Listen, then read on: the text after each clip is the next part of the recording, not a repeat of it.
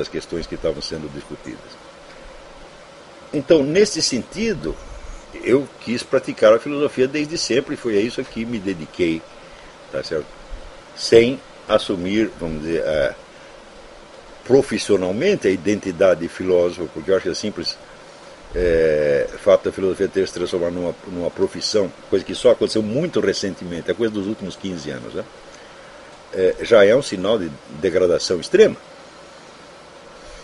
porque nenhuma formação profissional pode garantir que o indivíduo vai estar realmente preparado para isso, tá certo? Onde a formação profissional garante que ele está preparado para tratar das questões que lhe foram ensinadas na escola, mas as questões, por definição, não são as questões reais que estão em conflito no debate público, tá certo? Então, nestes estudos reunidos, são estudos sobre questões pontuais, esta questão, aquela.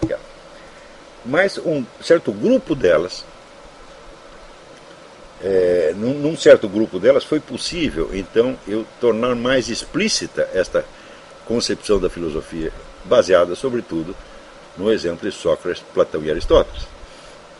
Então, nesse sentido, nós podemos chamar, vamos dizer, em nosso apoio, o testemunho, vamos dizer, da história da filosofia, dos historiadores da filosofia. Todos eles sabem que foi entre Sócrates e Aristóteles, passando por Platão, que a filosofia se autodefine como uma atividade autoconsciente, né, e diferente das outras e com uma identidade própria. Então, o que quer que tenha se passado depois na história da filosofia sempre toma como referência este ponto de partida. Mais ainda, você verificará que todos os grandes passos dados na história da filosofia, todos os avanços, por assim dizer, para usar um termo da moda, certo? Na atividade filosófica, eles sempre se deram por um retorno a questões fundamentais e, portanto, por uma recusa de aceitar a formulação consensual estereotipada dos problemas. É o mesmo que dizer que nenhum filósofo jamais tratou das mesmas questões que outros trataram. E por isso, quando vem os professores dizer, não, existem aqui as questões filosóficas eternas, etc. Não, não há nenhuma questão filosófica eterna. As questões estão permanentemente mudando, e é justamente em reequacionar, reformular as questões que está uma das atividades fundamentais dos filósofos. Vocês viram que praticamente todos eles começam a sua especulação filosófica dizendo assim, olha, o problema não é esse que vocês estão falando, o problema é outro. E se o problema é outro, não pode ser o mesmo.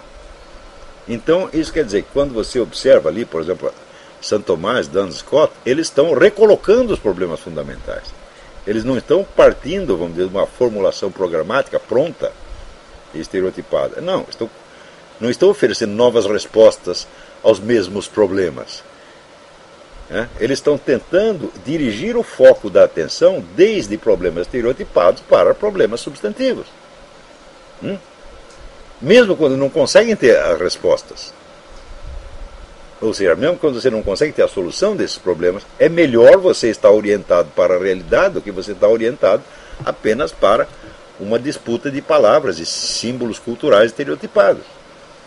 Tá certo? Mesmo quando você não tem a solução, bom, é melhor estar na realidade do que estar perdido como um cego em tiroteio, achando, ao contrário, que está orientadíssimo e sapientíssimo.